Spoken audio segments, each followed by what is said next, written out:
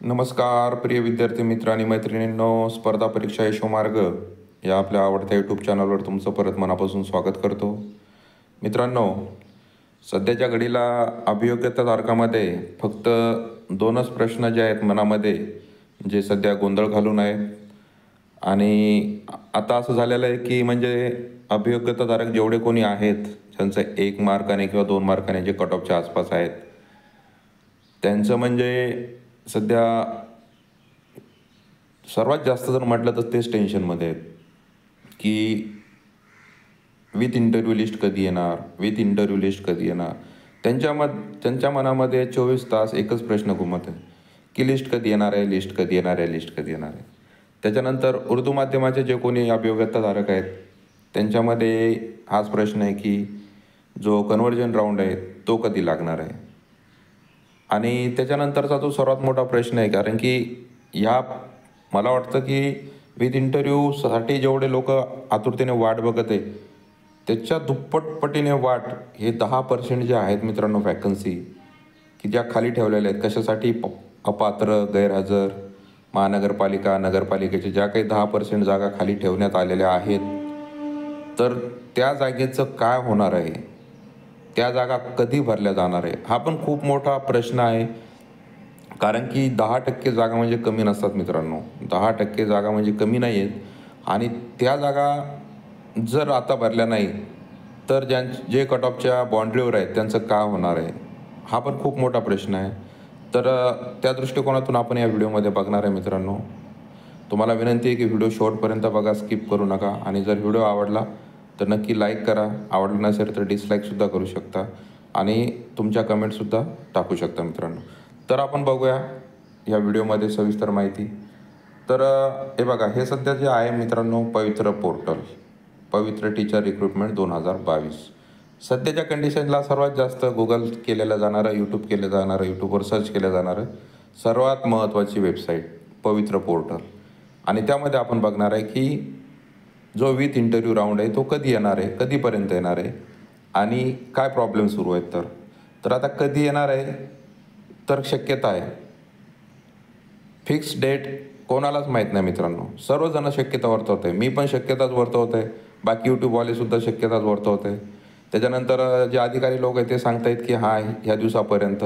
100% तुम्हाला आजच्या कंडिशनला कोणी सांगू शकणार नाही. कोणी म्हणेल सोमवारी देईल, कोणी म्हणेल मंगळवारी देईल. मी तुम्हाला तारीख देतो की बुधवारपर्यंत, 1 ऑगस्टपर्यंत तुमची ही जी विथ इंटरव्ह्यू आहे ही लिस्ट लागेल. माझी तारीख लक्षात ठेवा, मी तुम्हाला तारीख देते 1 तारीख. आता ही जी म्हणसाल सर 100%, मी सांगेल 100%, पण त्याच्यामध्ये पण आला मित्रांनो.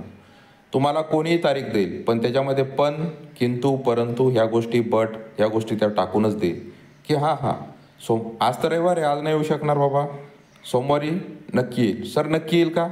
शक्यता आहे.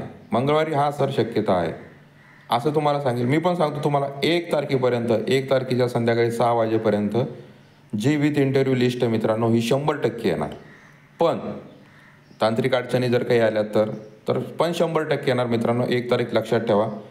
त्याच्यानंतर उर्दू मीडियम, सर्वजण म्हणतात की विथ इंटरव्ह्यू सोबतच उर्दू मीडियमचं कन्व्हर्जन राऊंडची लिस्टसुद्धा येण्याची शक्यता आहे, प्रोबॅबिलिटी आहे मित्रांनो.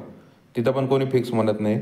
तर असं सांगतो की उर्दूची पण अगोदर येऊ शकते किंवा विथ इंटरव्ह्यूसुद्धा अगोदर, उर्दूची कन्व्हर्जन राऊंडसुद्धा अगोदर येऊ शकतो किंवा आपला जो विथ इंटरव्ह्यू राऊंड आहे हा पण येऊ शकतो. कारण की उर्दूचं जे मित्रांनो बघा कसं आहे, कन्व्हर्जन राऊंड आहे आणि संख्या कमी असणार आहे, त्यामुळे तो सुद्धा अगोदर येऊ शकतो. त्याबद्दल असं नाही की दोन्ही सोबतच येतील किंवा मागे पुढे सुद्धा होऊ शकतात.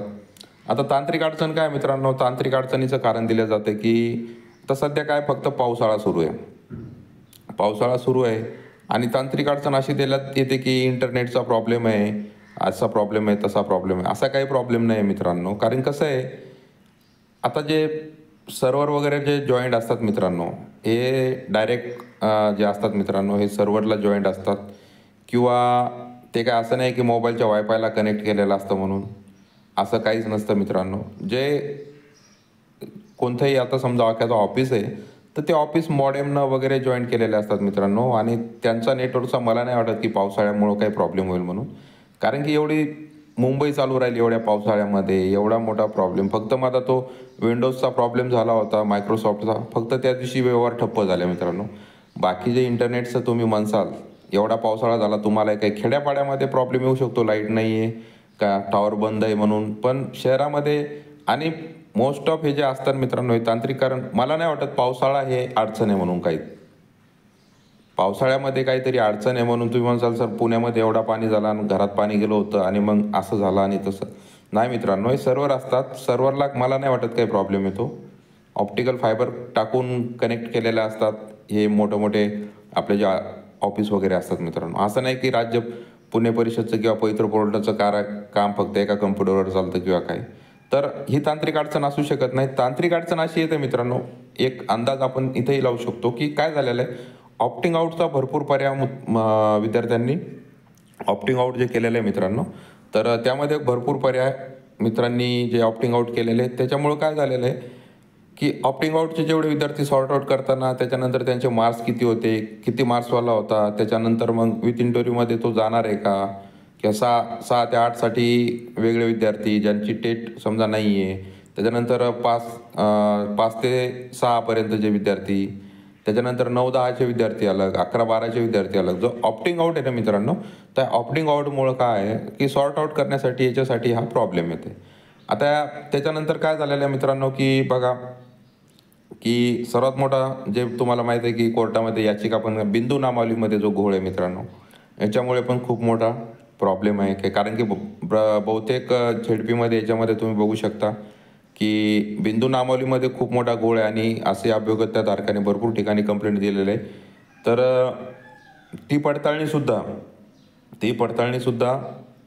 करायची आहे मित्रांनो बिंदू नामावलीची सुद्धा. त्याच्यानंतरच त्या 10% ज्या जागा आहेत, त्या 10% ज्या जागा आहेत त्यामधून भरल्या जाऊ शकतात. कारण की बिंदोली नामावलीमध्ये खूप मोठा घोळ झालेला आहे, हे सर्वांना माहिती आहे आणि त्याची पुनर्पडताळणी करायची आहे. ते तर करावं लागणार आहे, त्याला टाईम लागणार आहे आणि त्यामुळे तुम्ही असं पकडून चाला. काही तांत्रिक अडचणी आल्या असतील मित्रांनो, पावसामुळे कोणतीही तांत्रिक अडचण आलेली नाही. ऑप्टिंग आउटचा पर्याय आहे किंवा आता फायनल आपण असं म्हणू शकतो की फायनल स्टेजमध्ये विथ इंटरव्ह्यूचं तुमचं आहे मित्रांनो. आणि दुसरी गोष्ट तुम्हाला एक सांगतोय की 15 ऑगस्टच्या पूर्वी सर्वांना जॉईन करून घ्यायचं मित्रांनो. कारण की एक डेडलाईन दिलेली आहे. मागे सुद्धा आपण एका व्हिडिओमध्ये बोललेलो आहे. त्याच्यानंतर न्यूजपेपरमध्ये सुद्धा ही न्यूज आलेली होती किंवा आपले दीपक केसरकर आहेत मंत्री, शालेय शिक्षण मंत्री, यांनी सुद्धा घोषणा केली होती की 15 ऑगस्टच्या पूर्वी आम्ही सर्वांना जॉईनिंग देणार आहे मित्रांनो. आणि समुपदेशन वगैरे 15 ऑगस्ट पूर्वी झालंच पाहिजे. तर त्यामुळे 15 ऑगस्टच्या पूर्वी तर तुमचे 100% जॉईनिंग होणार आहे. उर्दूचं कन्व्हर्जन राऊंड आल्यानंतर ते तर डायरेक्ट रिकमेंडेशन राहणार आहे, त्यामुळे त्यांचा काही प्रॉब्लेम नाही आहे. हां, ज्यांना विथ इंटरव्ह्यू येणार आहे मित्रांनो, त्यांना रिकमेंडेशन आलं म्हणजे जॉब आहे असं बिलकुल नाही आहे. रिकमेंडेशन येणार आहे, त्या ठिकाणी तुम्हाला इंटरव्ह्यूला जायचं आहे. हां, फायनल सिलेक्शनमध्ये जेव्हा तुमचं नाव येईल तेव्हा तुमचं सिलेक्शन झालं आहे. आता असं आहे की तुम्हाला 10 ठिकाणी पर्याय येऊ शकतात. 5 ते 6 वेगळे समजा तुम्हाला पर्याय येऊ शकतात. 6 ते 8साठी वेगळे पर्याय येऊ शकतात. 9 ते 10साठी तुम्ही ज्या ठिकाणी क्वालिफाय आहे त्याच ठिकाणी तुम्हाला पर्याय येऊ शकतात मित्रांनो. आणि समजा एखाद्या मुलाचं 2 किंवा 3 ठिकाणी सिलेक्शन झालं तर त्यामधला तो एक जो प्रिफरन्स तो मेन देऊ शकतो की समजा एका ठिकाणी एकाने सातारा टाकला, एकाने मुंबई टाकेलं, एकाने पुणे टाकेले, पण त्याला साताऱ्याला जायचं आहे तर तो सातारा जॉईनिंग करून तो बाकी ठिकाणी ऑप्टिंग आउट करू शकतो. आता प्रॉब्लेम असा आहे की तुम्ही याच्यामधून समजा जर विथ इंटरव्ह्यूमध्ये तुम्ही समजा प्रिफरन्स दिलाच नाही की विथ इंटरव्ह्यूला तुम्ही गेलेच नाही, तर तुम्ही या भरती प्रक्रियेतून बाहेर पडणार आहे का? तर बिलकुल नाही मित्रांनो. जोपर्यंत तुम्ही सिलेक्शन घेत नाही आहे तोपर्यंत ह्या भरती प्रक्रियेमधून तुम्ही टेट 2022 बाहेर पडणार नाही आहे. जेव्हा तुम्ही एखाद्या ठिकाणी जॉईन झाला, बाकी ठिकाणी ऑप्टिंग आउट केला, तेव्हाच तुम्ही समोरच्या प्रोसेसमधून बाहेर पडसाल, पण तोपर्यंत तुम्ही यामधून बाहेर पडणार नाही. तर पहिला प्रश्न, त्याचा ॲन्सर मी सांगतो की विथ इंटरव्ह्यूची लिस्ट 1 ऑगस्टपर्यंत 100% येणार. इफ बट किंवा परंतु असू शकतं त्याच्यामध्ये, तरी पण सांगतो मित्रांनो 1 ऑगस्टच्या संध्याकाळी 6 वाजेपर्यंत तुमची कोणत्याही कंडिशनमध्ये विथ इंटरव्ह्यूची लिस्ट येणार. आजची तारीख 28 आहे, 29, 30, 31 3 दिवस आहे मित्रांनो. संयम ठेवा. मला माहीत आहे तुमचा संयम म्हणजे पूर्ण ढासळलेला आहे, साहजिक आहे. 2 वर्ष प्रोसेस झालेली आहे मित्रांनो.